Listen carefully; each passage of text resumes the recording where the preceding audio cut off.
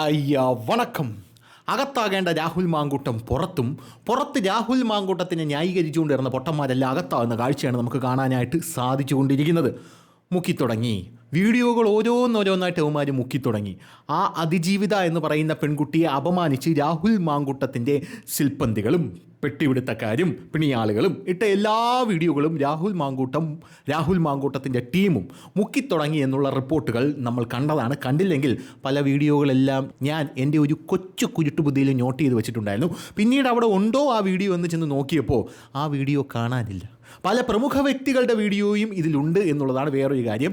എന്തായിരുന്നാലും നമ്മുടെ രാഹുൽ മാങ്കൂട്ടത്തിന് വേണ്ടി ഘോരമായി വാദിച്ച് ജയിലിലേക്ക് പോയ രാഹുൽ ഈശ്വർ വാദിക്കുമ്പോൾ തന്നെ പറഞ്ഞിരുന്നല്ലോ, പിണറായി സർക്കാർ എന്നെ അറസ്റ്റ് ചെയ്യണം, എന്തെങ്കിലും ഒരു പ്രശ്നമുണ്ടെങ്കിൽ അറസ്റ്റ് ചെയ്യണമെന്ന്. പിന്നെ എന്ത് സംഭവിച്ചു? പിന്നെ തട്ടി തോളി കയറ്റി കൊണ്ട് പോകുന്ന കാഴ്ചയാണ് കാണാനായിട്ട് സാധിച്ചത്. ഞാൻ തട്ടി തോളി കയറ്റാനായിട്ട് വന്നപ്പം രാഹുൽ ഈശ്വർ അവിടെ കിടന്ന് അതിഭീകരമായിട്ട് നിലവിളിക്കുന്നത് കണ്ടു.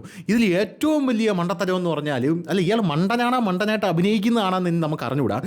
ചാൻസസ് വെച്ച് നോക്കുകയാണെങ്കിൽ മണ്ടനായിട്ട് അഭിനയിക്കുന്നതല്ല, യഥാർത്ഥത്തിൽ മണ്ടനാകാനാണ് സാധ്യത എന്ന് പറയുന്നത്.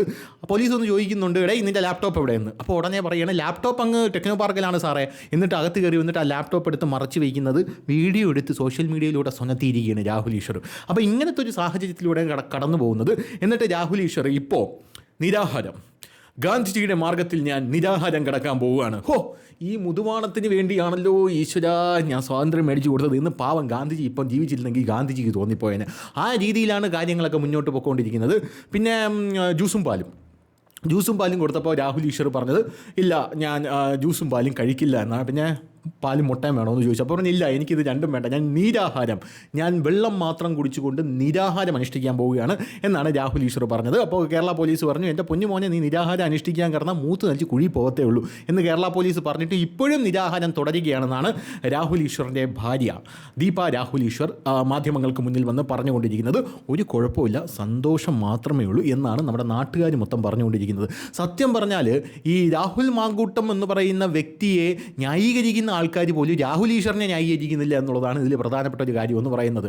യവൻ എവിടെയെങ്കിലും കാല് കുത്തിയിട്ടുണ്ടോ കൊല കയർ ഉറപ്പാണ് എന്നുള്ള രീതിയിലാണ് പല ആൾക്കാരും പറഞ്ഞുകൊണ്ടിരിക്കുന്നത്.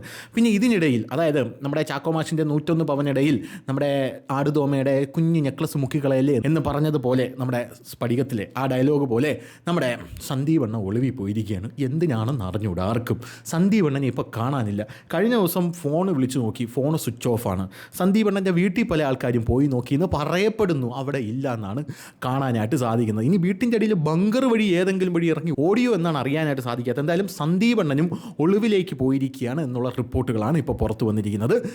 സന്ദീപണ്ണൻ ഇരയുടെ ഐഡൻറ്റിറ്റി വെളിപ്പെടുത്തി എന്നുള്ള കേസിൽ 4ാം പ്രതിയാണ്. നമ്മുടെ രാഹുൽ ഈശ്വർ അദ്ദേഹത്തിൻ്റെ വീഡിയോയിൽ, അതായത് പോലീസ് പിടിക്കാൻ വന്നപ്പോൾ ഉള്ള വീഡിയോയിൽ പറഞ്ഞു, ചുമ്മാ പേടിപ്പിക്കാൻ നോക്കിയാണ്, നമ്മളെയൊന്നും പിടിച്ചകത്തിടൂല എന്ന് പറഞ്ഞതേ ഉള്ളൂ. നല്ല ഇടിയും കൊടുത്ത് തുണിയും പറിച്ചെടുത്ത് പിടിച്ചകത്തിട്ടെന്നുള്ളതാണ് വേറൊരു കാര്യം. അപ്പോൾ ഇത് കണ്ട് പരിഭ്രാന്തനായിട്ടാണ് നമ്മുടെ സന്ദീപണ്ണൻ കണ്ടവല്ല കായൽ വഴി ഇറങ്ങി ഓടിയിരിക്കുന്നത് എന്നുള്ള റിപ്പോർട്ടാണ് ഇപ്പോൾ പുറത്ത് വന്നിരിക്കുന്നത്. പിന്നെ സന്ദീപണ്ണൻ്റെ കേസ് പറയുകയാണെങ്കിൽ ഭയങ്കര രസമാണ്. ഞാൻ ഇതുവരെ സന്ദീപണ്ണനെ എൻ്റെ ഈ ചാനലിൽ അതിഭീകരമായിട്ടൊന്നും വിമർശിക്കാൻ തുനിഞ്ഞിട്ടില്ല. കാരണം അദ്ദേഹത്തിന് വെറുതെ പബ്ലിസിറ്റി കൊടുക്കേണ്ട, വെറുതെ എന്തിനാണ്, കോൺഗ്രസ്സുകാരെ കൊടുക്കുന്നില്ല, അതുകൊണ്ടാണ്.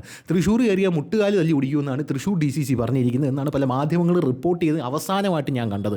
തൃശ്ശൂർ ഇറങ്ങിയിട്ട് കോൺഗ്രസ്സുകാർ മൊത്തം ഞാനാണ് ഉണ്ടാക്കിയതെന്നുള്ള രീതിയിൽ, തൃശ്ശൂർ ഞാനാണ് സ്ഥാനാർത്ഥി എന്നുള്ള രീതിയിൽ അണ്ണം പറഞ്ഞുകൊണ്ട് നടക്കുന്നു എന്നുള്ള വാർത്തകളൊക്കെ ഞാൻ കണ്ടിട്ടുണ്ടായിരുന്നു. അതിനുശേഷം കോൺഗ്രസ്സുകാർ പറഞ്ഞ് തൃശ്ശൂർ വന്ന മുട്ടുകാൽ തല്ലി ഓടിക്കുന്നു. അതിനുശേഷം പിന്നെ പാലക്കാട് മാത്രമായിരുന്നു പ്രവർത്തനം. പിന്നെ ഇടയ്ക്ക് ജയിലിൽ എന്തോ പോയിരുന്നു, ശബരിമല സ്വർണ്ണപ്പാളി വിഷയത്തിൽ സമരം ചെയ്യാനായിട്ട് ഇറങ്ങി. ഈ സമരം ചെയ്യാനായിട്ട് ഇറങ്ങുമ്പം അണ്ണൻ ഈ സമരക്കാർ മുന്നിലേക്ക് പോകുമ്പോൾ അണ്ണൻ ഇടയ്ക്ക് വെച്ച് ഇങ്ങനെ നിന്നിട്ട് പിന്നെ അണ്ണൻ മൂവ്മെൻറ്റ് നടത്തില്ല. അണ്ണൻ ത്രെഡ്മില്ലിൽ നടക്കും പോലെയാണ്, ഇങ്ങനെ ചുമ്മാ നടക്കുകയുള്ളൂ. ഇവരിങ്ങനെ മുന്നോട്ട് പോയിക്കൊണ്ടേയിരിക്കും. അവരിങ്ങനെ മുന്നോട്ട് പോകുമ്പോൾ അണ്ണൻ ഇങ്ങനെ ബാക്കിലോട്ട് ആയിക്കൊണ്ടേയിരിക്കും. അതാണ് അണ്ണൻ്റെ ഒരു ടെക്നിക്ക് എന്ന് പറയുന്നത്. പക്ഷേ അണ്ണൻ അകത്തായ ആ മാർച്ച് ഞാൻ കണ്ടതാണ്. ആ മാർച്ചിൽ അണ്ണൻ്റെ ഒരു കയ്യിലും ഇപ്പുറത്തെ കയ്യിൽ 2 എണ്ണം കൂടെ കൊളുത്തിട്ട് പിടിച്ചുകൊണ്ടാണ്, ഫ്രണ്ടിൽ നില്ലണ്ണ എന്ന് പറഞ്ഞുകൊണ്ടാണ് സന്ദീപ് വാര്യരെ പിടിച്ചുകൊണ്ട് പോകുന്നത്. ആ ഫ്രണ്ടിൽ നിന്നും അകത്ത് പോയി നല്ല ഇടിയും കൊടുത്ത് തുണിയും പറിച്ച് പോലീസെടുത്ത് അകത്തിട്ടു. പിന്നെ കുറേ കാലം അകത്ത് കിടന്നു.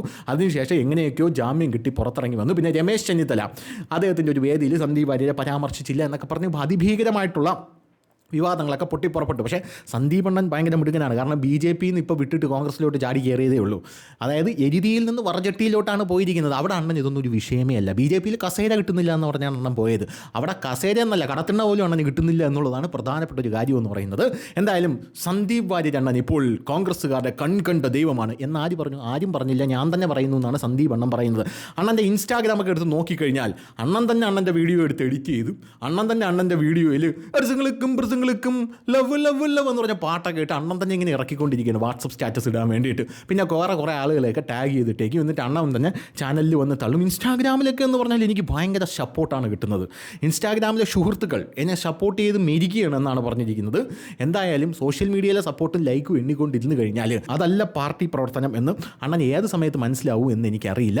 എന്തായാലും BJP യിൽ നിന്ന് കോൺഗ്രസിലേക്ക് അണ്ണൻ ചേക്കേറിയതിനു ശേഷം അണ്ണനെതിരെയുള്ള രണ്ടാമത്തെ വലിയ വിഷയമാണിത്. ഒരു കാര്യമില്ലാതെ ഈ വിഷയത്തിൽ ചാടി പിടിക്കാൻ പോയിട്ട്, അല്ല, ചാടി പിടിക്കേണ്ടത് അണ്ണൻ്റെ ആവശ്യമാണ്. കാരണം എന്ന് പറഞ്ഞാൽ ഈ കോൺഗ്രസ് എന്ന് പറയുന്ന പാർട്ടിയിൽ നിലവിൽ ഏറ്റവും ശക്തനായിട്ടുള്ള ഒരു യുവ നേതാവായിട്ട് ഉയർന്നു വരുന്നത് ആരാണ്? ഷാഫി പറമ്പിലാണ്. ആ ഷാഫി പറമ്പിലിൻ്റെ അടുത്ത അനുയായിയാണ് രാഹുൽ മാങ്കൂട്ടത്തിൽ. അപ്പോൾ ഇവന്മാരെ ഇടയിൽ കിടന്ന്, അതായത് ഇവന്മാരുടെ ഇടയിൽ എങ്ങനെയെങ്കിലും ഇടിച്ചു കയറാനായിട്ടുള്ളൊരു ശ്രമം നടത്തി കഴിഞ്ഞാൽ ഏതെങ്കിലും വിധേന എപ്പോഴെങ്കിലും എന്തെങ്കിലും ഒരു പഞ്ചായത്ത് മെമ്പറെങ്കിലും ആവാൻ പറ്റുള്ളൂ എന്നുള്ളൊരു ചിന്തയാണ് അണ്ണനെ മുന്നോട്ട് നയിക്കുന്നത് എന്ന് എനിക്ക് പലപ്പോഴും തോന്നിയിട്ടുണ്ട്. അതുകൊണ്ട് ഈ ഒരു കോക്കസിലേക്ക് ഇടിച്ചു കയറാനുള്ള ശ്രമമാണ് അണ്ണൻ നടത്തിക്കൊണ്ടിരിക്കുന്നത്. അതുകൊണ്ടാണ് ഈ വേണ്ടാത്ത വയ്യാവേലിയൊക്കെ എടുത്ത് അണ്ണൻ തലയിലോട്ട് വയ്ക്കുന്നത് എന്നുള്ളത് വേറൊരു പ്രധാനപ്പെട്ട കാര്യമാണ്. പിന്നെ ഇൻസ്റ്റാഗ്രാമിലെ സുഹൃത്തുക്കൾ, ഇൻസ്റ്റാഗ്രാമിൽ അണ്ണൻ നല്ല ഫിൽറ്ററൊക്കെ ഇട്ട് ഫോട്ടോ ഇടുമ്പോൾ അതിൻ്റെ താഴെ സന്ദീപ് ജി നിങ്ങളെപ്പോലൊരു മനുഷ്യൻ തങ്ക കട്ടിയാണ്, തങ്ക കമ്പിയാണ്, നിങ്ങളടുത്ത നിയമസഭയിൽ MLA ആയിട്ട് കാണും എന്നൊക്കെ പറഞ്ഞ് ചുമ്മാ പ്രോത്സാഹിപ്പിച്ചുകൊണ്ടിരിക്കുകയാണ്.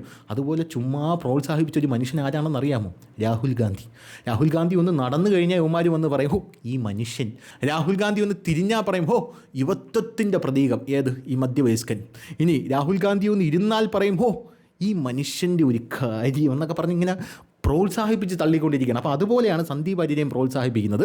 പിന്നെ ഈ കേസിലേക്ക് വരികയാണെങ്കിൽ സന്ദീപ് വാര്യർ ഈ കേസിൽ എന്താണ് ചെയ്തത്? സന്ദീപ് വാര്യർ ഈ കേസിൽ ചെയ്തത് ഈ പെൺകുട്ടിയുമായിട്ടുള്ള ഫോട്ടോ സന്ദീപ് വാര്യരുടെ ഫേസ്ബുക്ക് അക്കൗണ്ടിൽ ഉണ്ടായിരുന്നു. ആ ഫേസ്ബുക്ക് അക്കൗണ്ടിൽ നിന്ന് ഞാൻ ആ ഫോട്ടോ ഡിലറ്റ് ചെയ്യാൻ പോവുകയാണെന്ന് പബ്ലിക്കായിട്ടൊരു വിളംബരം അങ്ങോട്ട് നടത്തിയിട്ട് ആ ഫോട്ടോ ഡിലറ്റ് ചെയ്ത് കഴിഞ്ഞാണ് ആ വിളംബരം നടത്തിയതെന്ന് അണ്ണൻ പറയുന്നു. പക്ഷേ ചില ആൾക്കാർ പറയുന്നു അല്ല, ഡിലറ്റ് ചെയ്തിട്ടില്ല, അണ്ണൻ വിളംബരം നടത്തി കഴിഞ്ഞു ആ ഫോട്ടോ അവിടെ ഉണ്ടായിരുന്നെന്ന് ചില ആൾക്കാർ പറയുന്നു. ആ ഫോട്ടോയുടെ സ്ക്രീൻഷോട്ടുകൾ പല ഭാഗത്തേക്കും പറക്കുന്നു. അങ്ങനെ പറന്ന് നടക്കുന്ന ആ സ്ക്രീൻഷോട്ടുകളിലൂടെ പല ആൾക്കാരും ആ പെൺകുട്ടിയെ തിരിച്ചറിയുന്നു എന്നുള്ളതാണ് പ്രധാനപ്പെട്ട കാര്യം. ഇതിന് വഴിവെച്ചത് രാഹുൽ ഈശ്വറിൻ്റെ ഒരു വീഡിയോ ആണ്. ഇതൊക്കെ കണ്ടാൽ നമുക്കൊരു പ്ലാൻഡ് ആയിട്ടുള്ളൊരു സെറ്റപ്പ് പോലെ ആയിരിക്കും. പിന്നെ അവന്മാർ ജന്മനാ മണ്ടന്മാരായതുകൊണ്ട് പ്ലാൻഡ് ആണോ അതേ ചക്ക വീണ് മൊയിൽ ചത്താണോ എന്നൊന്നും പറയാനായിട്ട് സാധിക്കില്ല. അപ്പം ഈ കേസിൽ നമ്മുടെ സന്ദീപ് വാര്യർ 4ാം പ്രതിയാണ്. ഒരു കാര്യം ആലോചിച്ച് നോക്കണം. അതായത് ഈ പെൺകുട്ടിയുടെ വിവാഹ സൽക്കാര ചടങ്ങിന് ആര് പോയി? സന്ദീപ് വാര്യർ പോയി. ഈ പെൺകുട്ടിയുടെ ഭർത്താവ് ഇയാളുടെ ആരായിരുന്നു? സുഹൃത്തായിരുന്നു. സ്വന്തം സുഹൃത്തിൻ്റെ ഭാര്യയ്ക്ക് ഉണ്ടായ ഈ നില, അത് ഉണ്ടാക്കിയവനെയാണ് ഇവന്മാരൊക്കെ സപ്പോർട്ട് ചെയ്യണത് എന്നൊരു കാര്യം നല്ലപോലെ ആലോചിച്ച് നോക്കണം. ഇതാണ് സുഹൃത്ത് ബന്ധത്തിൻ്റെ പവർ കോൺഗ്രസ്സിൽ. എന്തായിരുന്നാലും സന്ദീപ് വാര്യരുടെ കേസ് അങ്ങനെയാണെന്നിരിക്കെ ഇനി നമ്മുടെ രാഹുൽ മാങ്കൂട്ടത്തിൻ്റെ കേസ് ഒന്ന് പരിശോധിക്കുകയാണെങ്കിൽ രാഹുൽ മാങ്കൂട്ടം അണ്ണനെ പിന്നെ പിടിച്ചാൽ കിട്ടൂല എന്നുള്ള രീതിയിലാണ് കാര്യങ്ങൾ ഇപ്പോൾ പോകുന്നത്. ദശാവതാരത്തിൽ കമലഹാസൻ 10 അവതാരം ചെയ്തിട്ടുള്ളെങ്കിൽ രാഹുൽ മാങ്കൂട്ടം ഇപ്പോൾ തന്നെ 100 അവതാരമായി എന്നുള്ളതാണ് അറിയാനായിട്ട് സാധിക്കുന്നത്. പല ഏരിയയിലും പല സ്ഥലങ്ങളിലും വെച്ച് കണ്ടവരുണ്ട്. അതായത് കുമ്പിടി എന്നാണ് പല ആൾക്കാരും പറഞ്ഞുകൊണ്ടിരിക്കുന്നത്. പിന്നെ രാഹുൽ മാങ്കൂട്ടം ഇപ്പോൾ പൊള്ളാച്ചി വഴി, പിന്നെ കർണാടക ബോർഡർ, അതുവഴി കേരള ബോർഡർ വഴി കയറി അതിരപ്പള്ളി വെള്ളച്ചാട്ടം വഴി ഊളിയിട്ട് ഏതൊക്കെ വഴി മുങ്ങി പൊങ്ങുന്നു എന്നൊക്കെയാണ് അറിയാനായിട്ട് സാധിക്കുന്നത്. മറ്റേ കേരള പോലീസ് രാഹുൽ മാങ്കൂട്ടത്തിൻ്റെ പുറകെ പോകുമ്പോൾ സത്യം പറഞ്ഞാൽ കേരള പോലീസിൻ്റെ വണ്ടിക്കകത്ത് മറ്റേ ദശാവതാരത്തിലെ പാട്ടിൽ നീ പെരും കലൈനൻ നിരന്തര ഇലൈനൻ റസണൈ നികുന്ത രഹസ്യ പാട്ട് വിട്ടുകൊണ്ടാണ് പോകുന്നത്. കാരണം അമ്മാതിരി ഗെറ്റപ്പൊക്കെയാണ് നമ്മൾ അണ്ണ എടുത്തുകൊണ്ടിരിക്കുന്നത്. രാവിലെ വരെ ബാംഗ്ലൂരുവിൽ കണ്ടവരുണ്ട്, ബാംഗ്ലൂരുവിൽ നിന്ന് പിന്നെ കർണാടകയിൽ കണ്ടവരുണ്ട്, അതിനുശേഷം രക്ഷപ്പെട്ട കാറ് കണ്ടവരുണ്ട്, അതിനുശേഷം കൂടെ ഉണ്ടായിരുന്ന ആൾ ഓടി രക്ഷപ്പെടുന്നത് കണ്ടവരുണ്ട്, കർണാടകയിലേക്കും മറ്റൊരു കാറിൽ കടന്നത് കണ്ടവരുണ്ട് എന്നൊക്കെയുള്ള വാർത്തകളാണ് ഇപ്പോൾ പുറത്തു വന്നുകൊണ്ടിരിക്കുന്നത്. അതിൻ്റെ ഇടയിൽ പോണ്ടിച്ചേരിയിലും കണ്ട ആൾക്കാരുണ്ട് എന്നുള്ളതാണ് നമുക്ക് മനസ്സിലാക്കാൻ സാധിക്കുന്ന ഒരു കാര്യം എന്ന് പറയുന്നത്. ഞാനിത് ഈ വലിയ നേതാക്കന്മാരുടെ ഇടയിലേക്ക് കണ്ടിട്ടുള്ളൂ. അതായത് നമ്മുടെ ട്രംപുമായിട്ട് പുടിൻ ചർച്ചയ്ക്ക് അലാസ്കയിലോട്ടൊക്കെ വരുമ്പോൾ ഈ വന്നത് ഒറിജിനൽ പുടിനല്ല, പുടിൻ്റെ ക്ലോണാണ് എന്നൊക്കെ പറയുന്നത് ഞാൻ കേട്ടിട്ടുള്ളൂ. ഇനി അതുപോലത്തെ സെറ്റപ്പാണോ രാഹുൽ മാങ്കൂട്ടം അവലംബിക്കുന്നത് എന്ന് എനിക്ക് അറിഞ്ഞുകൂടാ. എന്തായിരുന്നാലും നമ്മുടെ വിജയുടെ സിനിമയിൽ ഗോട്ട് എന്ന് പറഞ്ഞ സിനിമ അതിൽ ക്ലൈമാക്സിൽ വിജയി 5-6 വിജയിയായിട്ട് കാണിക്കും. അതായത് ഒരു വിജയല്ല, ഒരു വിജയി ചത്താൽ വേറൊരു വിജയമുണ്ട്, വേറൊരു വിജയി ചത്താൽ അടുത്തൊരു വിജയിയുണ്ട്. അതുപോലെ രാഹുൽ മാങ്കൂട്ടം ഈ ഒരു കുറഞ്ഞ സമയത്തിനുള്ളിൽ ഇത്രയധികം സംഭവങ്ങൾ കാണിച്ചു വെച്ചു എന്നുള്ളതിൽ അത്ഭുത പരിഭ്രാന്തരായിരിക്കുകയാണ്. സ്കോട്ട്ലൻഡ് യാർഡിനെ പോലും വിറപ്പിക്കുന്ന നമ്മുടെ കേരള പോലീസ് എന്നുള്ളതാണ് മനസ്സിലാക്കാനായിട്ട് സാധിക്കുന്നത്. അതായത് ഒരുത്തകത്തായി, ഒരുത്ത ഒളിവിൽ പോയി, ഒരുത്തനാണെങ്കിൽ ഓടി രക്ഷപ്പെട്ടും കളഞ്ഞു എന്നുള്ളതാണ് ഇതിലെ പ്രധാനപ്പെട്ട ഒരു കാര്യം എന്ന് പറയുന്നത്. കേരള പോലീസ് യവന്മാരെയൊക്കെ പിടിക്കാനായിട്ട് മുങ്ങി തപ്പിക്കൊണ്ട് കിടക്കുകയാണ്. അപ്പോൾ ശരി.